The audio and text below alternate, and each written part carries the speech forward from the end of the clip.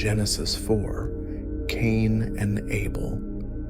Now Adam had sexual relations with his wife, Eve, and she became pregnant. When she gave birth to Cain, she said, "With the Lord's help, I have produced a man." Later, she gave birth to his brother and named him Abel. When they grew up, Abel became a shepherd, while Cain cultivated the ground. When it was time for the harvest, Cain presented some of his crops as a gift to the Lord. Abel also brought a gift, the best portions of the firstborn lambs from his flock. The Lord accepted Abel and his gift, but he did not accept Cain and his gift. This made Cain very angry, and he looked dejected. "Why are you so angry?" the Lord asked Cain. "Why do you look so dejected? You will be accepted if you do what is right. But if you refuse to do what is right, then watch out. Sin is crouching at the door, eager to control you. But you must subdue it and be its master." One day, Cain suggested to his brother, "Let's go out into the fields." And while they were in the field, Cain attacked his brother Abel and killed him. Afterward, the Lord asked Cain, "Where is your brother? Where is Abel?" "I don't know," Cain responded. "Am I my brother's guardian?" But the Lord said, "What have you done?" "Listen, your brother's blood cries out to me from the ground. Now you are cursed and banished from the ground, which has swallowed your brother's blood. No longer will the ground yield good crops for you, no matter how hard you work. From now on, you will be a homeless wanderer on the earth." Cain replied to the Lord, "My punishment is too great for me to bear. You have banished me from the land and from your presence. You have made me a homeless wanderer. Anyone who finds me will kill me." The Lord replied, "No, for I will give a sevenfold punishment to anyone who kills you." Then the Lord put a mark on Cain to warn anyone who might try to kill him. So Cain left the Lord's presence and settled in the land of Nod, east of Eden. The descendants of Cain. Cain had sexual relations with his wife, and she became pregnant and gave birth to Enoch. Then Cain founded a city, which he named Enoch after his son. Enoch had a son named Irad. Irad became the father of Mehujael. Mehujael became the father of Methushael. Methushael became the father of Lamech. Lamech married two women. The first was named Ada, and the second was Zillah. Ada gave birth to Jabal, who was the first of those who raise livestock and live in tents. His brother's name was Jubal, the first of all who play the harp and flute. Lamech's other wife, Zillah, gave birth to a son named Tubal-Cain. He became an expert in forging tools of bronze and iron. Tubal-Cain had a sister named Naamah. One day, Lamech said to his wives, "Ada and Zillah, hear my voice. Listen to me, you wives of Lamech. I have killed a man who attacked me, a young man who wounded me.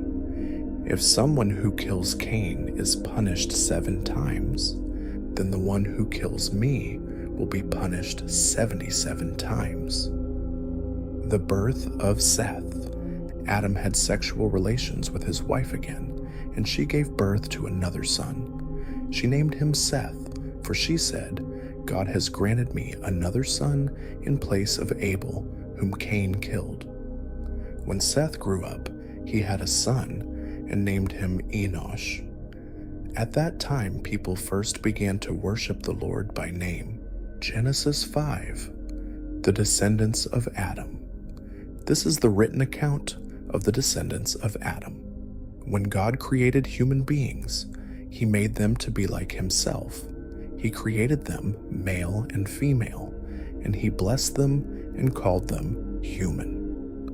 When Adam was 130 years old, he became the father of a son who was just like him, in his very image. He named his son Seth. After the birth of Seth, Adam lived another 800 years, and he had other sons and daughters. Adam lived 930 years, and then he died. When Seth was 105 years old, he became the father of Enosh. After the birth of Enosh, Seth lived another 807 years, and he had other sons and daughters. Seth lived 912 years, and then he died. When Enosh was 90 years old, he became the father of Kenan. After the birth of Kenan, Enosh lived another 815 years, and he had other sons and daughters. Enosh lived 905 years, and then he died. When Kenan was 70 years old, he became the father of Mahalalel.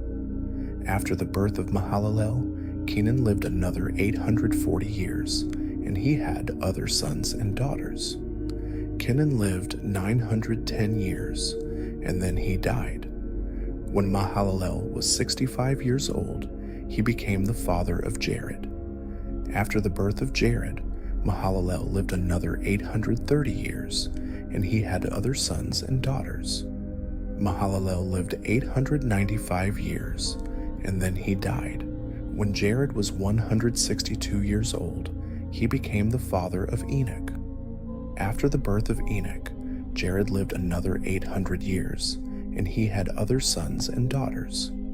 Jared lived 962 years, and then he died. When Enoch was 65 years old, he became the father of Methuselah.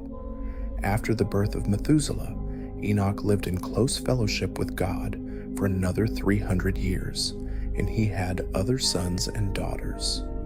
Enoch lived 365 years, walking in close fellowship with God. Then one day he disappeared because God took him. When Methuselah was 187 years old, he became the father of Lamech. After the birth of Lamech, Methuselah lived another 782 years, and he had other sons and daughters. Methuselah lived 969 years, and then he died. When Lamech was 182 years old, he became the father of a son. Lamech named his son Noah, for he said, "May he bring us relief from our work and the painful labor of farming this ground that the Lord has cursed."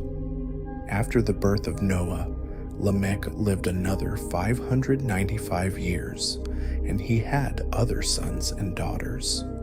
Lamech lived 777 years, and then he died. After Noah was 500 years old, he became the father of Shem, Ham, and Japheth.